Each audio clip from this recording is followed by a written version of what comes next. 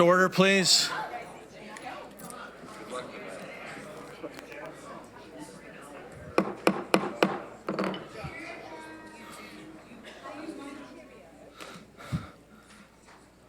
That's the first time I used that gavel in a long time. Les, you gotta keep everyone in order, Les. Okay, so we're gonna, because we have a delegation for A&F, we're gonna hear the delegation. And then there's also delegation for community services. So we'll hear the delegation for community services, and then we'll have a motion to go into caucus. So any declaration of pecuniary interest in the Municipal Conflict of Interest Act? Seeing none. Okay, delegations. Andrew Mccallum will read the tax ratios and tax policy, which is a report on our agenda. Welcome again, Andrew. Thank you very much. Very, very short.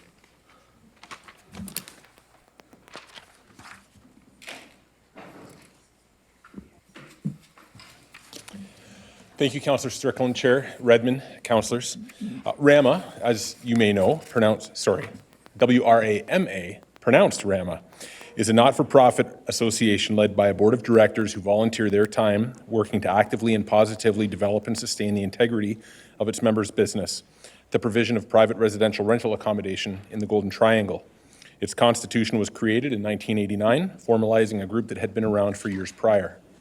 Representing just over 15,000 rental units, RAMA is a credible leader in understanding the complexities in rental housing provision. Today, the Administration and Finance Committee is recommending that staff establish the stated property class tax ratios for the 2019 property tax year. Questions about why ratios are the way they are can't help but be raised when the ratios are presented as a group, as they are on page 3, I believe, of the meeting agenda. My intent today is to bring attention to the difference between the property tax class ratio for residential set at 1.0 versus new multi-residential set at 1.0 versus multi-residential set at 1.95. The A&F Committee is also recommending that staff review the taxation of multi-residential properties, the property tax treatment of vacant residential land approved for new housing, and the taxation of qualifying small-scale on-farm business activities and report back with recommendations in the fall of 2019. On behalf of RAMA and rental housing providers, I am grateful that the A&F Committee has questions about why a property that is considered multi-residential has a ratio applied that is almost twice as much as that applied to properties considered residential and new multi-residential.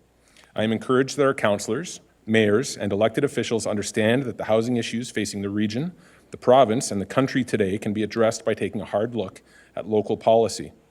On March 8, 2019, just a couple weeks ago, I was honored to represent RAMA and participate in an input session as part of the Streamlining Approvals Initiative put on by the Municipal Services Division, Ministry of Municipal Affairs and Housing.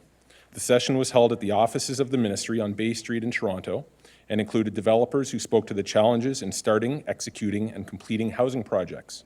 The small working session included 4 developers, each speaking as members and leaders of the Ontario Home Builders Association, the president of the Federation of Rental Housing Providers of Ontario, ministry staff, and me. The group spoke to the parallels that exist between development projects, purpose-built rental housing, and secondary suites construction. Common themes included challenges that developers and rental housing providers experience as a result of different expectations from different tiers of government around the province. Reviewing, understanding, and reducing the impact of an imposed property class tax ratio that is inconsistent with those around the province and so glaringly different from other residential property class tax ratios in the same region is one piece of a much bigger puzzle. Reducing the multi-residential property class tax ratio from 1.95 to 1.0 is a necessary step in addressing the larger housing issues confronting the region of Waterloo and the citizens who live here. Sincere thanks for your time, and good luck with the rest of your meeting. All right. Thank you very much, Mr. Mccallum. I don't know if there's any questions for the delegation. Councillor Galloway. Mr. Mccallum, thanks for coming in. What is your understanding of if we were to reduce the ratio for those most apartment buildings, I suspect, fall into the 1.95 ratio. What is your understanding on then informing the tenants and passing along the savings? The savings. That is also a good question. I can speak from experience with City of Kitchener. So when a property tax class was reduced over a certain threshold, by law, the City of Kitchener would inform the property owner. They would send the exact same letter to all tenants who live at the building. The property owner is then obligated by law to reduce rent by a percentage that is included in that letter. If not, of course, there's consequences to that because it's breaking the law, but it has to happen. So I would suggest if that were a model that the region wished to follow, it would be consistent with other practices that are followed in other municipalities around the province. Well, the cities are the tax collectors, so I suspect that's why they do that. We don't put out our own tax notices. So that is your understanding, is that at some point, if it's not a marginal decrease, but it's of some threshold, then that must be passed along to the tenant. Yes. And there are mechanisms in place. If the savings aren't passed along, of course, then there's the Residential Tenancies Act, the Landlord-Tenant Board, which would, I guess, have jurisdiction in a situation like that if that weren't to be followed. Okay, thank you. Okay, Mr. Mccallum, so just so you're aware, and you are likely most aware that the recommendation says we're taking no action with respect to changing the ratios this year, but a review will be done between now and next year when we deal with this again. So I'm anticipating that we'll see you again, and we welcome you to come and provide your input, and thanks so much for coming in today. We're going to recess, adjourn actually A&F, go to Community Services Committee, have closed. So we'll likely not deal with the report itself for at least another hour, just so you're aware. All right? Thank you so much for your time. Absolutely. Thanks so much. Take care. Okay, so can I have a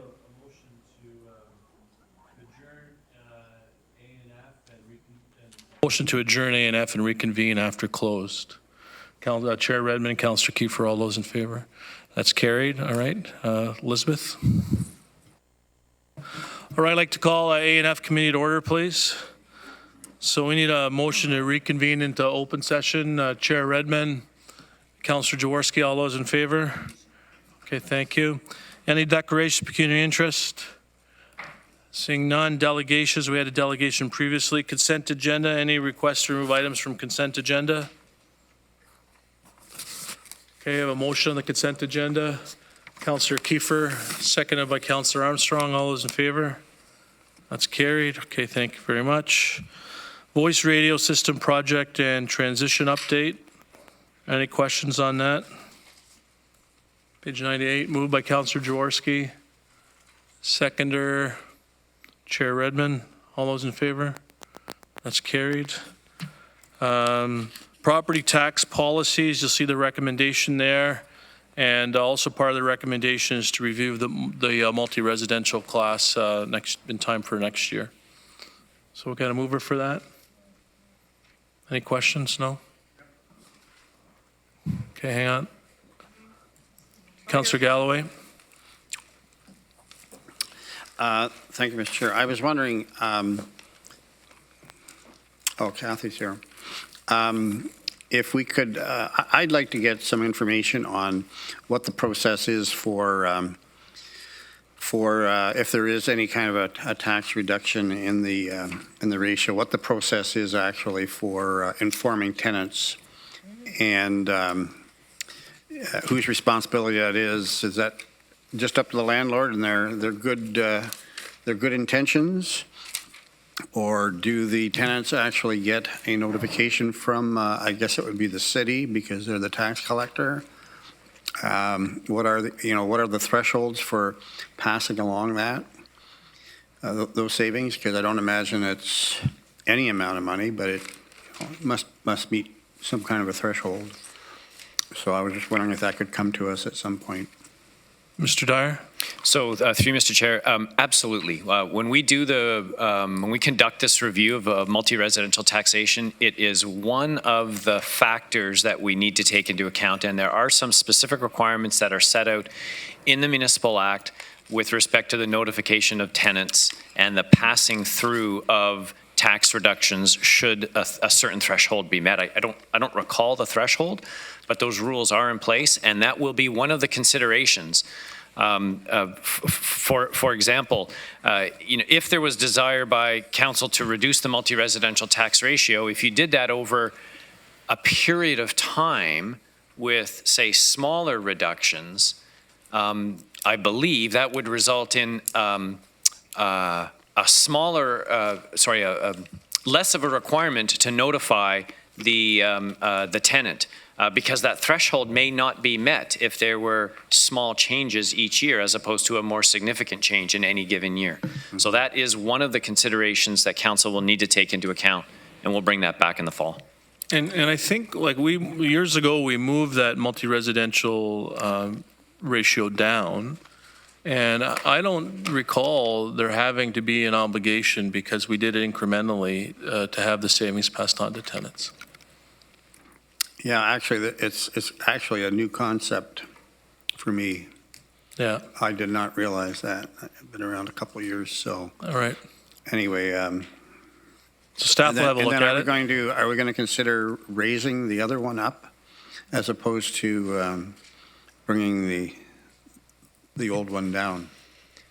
Raising which one up? The new multi-residential one? The 1.0. So we'll be limited by the requirements of the Municipal Act in terms of we won't be able to increase the new multi-residential ratio because it has a ratio of 1. So the only thing we can do with it is discontinue it. We can discontinue it. As a That's class. correct. Although that would not remove the properties that are within Already on that it, property for class 30 right years or now whatever, yeah. until a 35-year period has passed. So again, a number of considerations, and this is all part of what we'll bring back. All right. Thank you. Councillor Clark? Thank you, Chair. Councillor Galloway really answered my question, and I don't know that there's any solution to it, but it is usually frustrating to me that the new multi-residential, which is paying the much lower rate, tends to be the more expensive, when the entire purpose of this reduced class was to incent more and more affordable housing, and that hasn't been the case. I don't know that there's anything we can do about that inequity, but I just want to say it bothers me. And I don't think it was used to incent more affordable housing at the time. It was used to incent more housing supply in general, which would have the unintended effect of driving down rents, which would make housing more affordable anyways. All right, so it's been moved and seconded. We'll call the question. All those in favor? That's carried. Okay, thank you very much. Information correspondence, seeing none. Other business, there's a notice of motion that was circulated this morning that I intend to introduce at council next Wednesday. Okay, any questions on that? No? All right, motion to adjourn. Oh. Question, Mr. Chair, is I appreciate you introducing this, but is there an opportunity for us to, maybe it's to the clerk, to deal with this today? Do we have to wait till council? Is Leanne around? Yeah. Yeah. So the procedure is notice of Never motion, hasn't and had then we lunch deal with yet, it next week, and Councillor Rentz is asking if there's any way we can deal with it today. And I think you could have a motion to waive procedure and then deal with it if committee so chose. Is that correct, Tim? And then if committee chose to do that, then it would be a simple majority for it to pass? 2/3. 2/3 to waive. Yeah. All right, does that, just one sec, Councillor Rentz, so that answers your question? Well, yeah, and I don't see why we wouldn't deal with it today. If there's a way of moving it forward. I'm hoping it would get passed at council. What's the difference if we deal with it today or if we deal with it at council a week from now? Okay. All right, Councillor Banovic? A point of order, because regardless of what happens today, if it's dealt with at committee, we would need to have an emergency special council meeting then called without any formal notice for it to actually be ratified, because it would simply be a motion coming out of committee. So I don't see what the point of dealing with it today is. Yeah, so you're saying then that'll have to be ratified at council next week anyways? Right. Okay, Councillor Harris? I was going to move motion to waive notice, but if, I guess, you can put that out there and. All right, so hang on, Councillor McGarry. Thanks for that, Councillor Harris. Thank you. I didn't want to deal with it today. Due to IT problems, I didn't even get it until first thing this morning when somebody notified me about it. So I'd rather wait. Okay, so what's the wish of committee then? It's notice the motion, we'll deal with it next Wednesday? That seems to be the consensus. All right, so thanks for that. We'll deal with it next Wednesday. All right, motion to adjourn. Councillor Shantz, Councillor Lorentz.